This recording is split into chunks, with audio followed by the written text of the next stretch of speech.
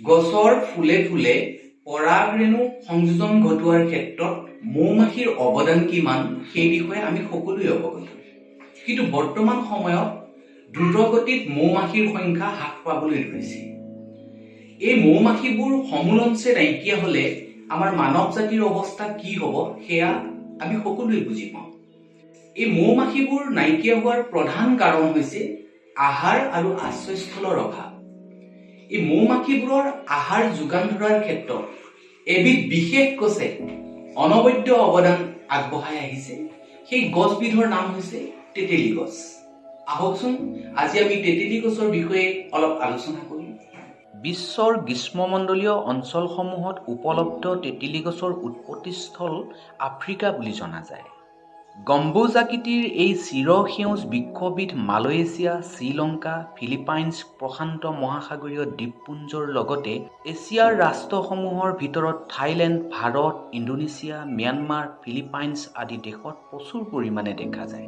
Asia মহাদেশৰ ভিতৰত থাইলেণ্ডত এই গছ সৰ্বাধিক দেখা যায় যদিও পৃথিৱীৰ ভিতৰত 2,50,000 টন তেতেলী উৎপাদনেৰে ভাৰত প্ৰথম স্থানত। অন্যহাতে আমাৰ ভাৰতবৰ্ষৰ ভিতৰত মহাৰাষ্ট্ৰ, ছত্তীশগড়, কৰ্ণাটক, তেলেংগানা, অন্ধ্ৰপ্ৰদেশ, তামিলনাডু, অসম আদি ৰাজ্যত প্ৰচুৰ পৰিমাণে তেতেলী গছ দেখা যায়। গ্ৰীষ্মমণ্ডলীয় গছসমূহৰ ভিতৰত অন্যতম উপযোগী গছ তেতেলীয়ে ফলৰ উপৰিও ছাঁ, আশ্ৰয়, ইন্ধন কাঠ, মৌমাখিৰ বাবে খাদ্য আদিৰ লগতে বায়ুমণ্ডলত প্ৰচুৰ পৰিমাণে অক্সিজেন প্ৰদান কৰে আৰু ধূলিকণা ধৰি ৰাখে। এই গছ উপযুক্ত পৰিৱেশত 25 মিটাৰ পৰ্যন্ত ওখ আৰু 7.5 মিটাৰ ডালৰ পৰিধিলৈকে বৃদ্ধি হোৱা দেখা যায়। সাধাৰণতে এজোপা পূৰ্ণবয়স্কৰ তেতেলী গছে বছৰি 175 কিলোগ্ৰাম ফল উৎপাদন কৰিব পাৰে। এছিয়া মহাদেশত উপলব্ধ তেতেলী গছবোৰৰ ফলত 6 পৰা 12টালৈকে গুটিৰ সৈতে যথেষ্ট দীঘল হোৱা দেখা যায়। অন্যহাতে আফ্ৰিকা আৰু পশ্চিম ভাৰতীয় জাতৰ ফলবোৰ বহু পৰিমাণে চুটি হয়। ইয়াত এটাৰ পৰা সৰ্বাধিক 6টা গুটি থকা দেখা যায়।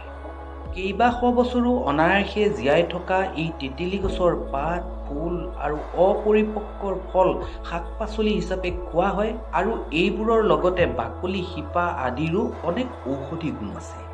তেতেলীত citric acid, malic acid, tartaric acid, vitamin B, C, উচ্চ মাত্ৰাৰ ফাইবাৰ, পটেছিয়াম আদি মানৱ শৰীৰত উপযোগী অনেক উপাদান থাকে, যাৰ বাবে এই গছৰ ফল, পাত, ছাল, শিপা আদি উপযুক্ত পদ্ধতিৰে সেৱন কৰিলে উচ্চ ৰক্তচাপ, ডায়েবেটিছ, তেজ বমি, অৰ্শৰোগ, শৰীৰৰ যিকোনো অংশৰ বিষ, কফ, অৰুচি, যকৃতৰ নানান ৰোগ, জ্বৰ, গহনি, বাত, বসন্ত আদি ৰোগৰ পৰা উপশম পাব পাৰি।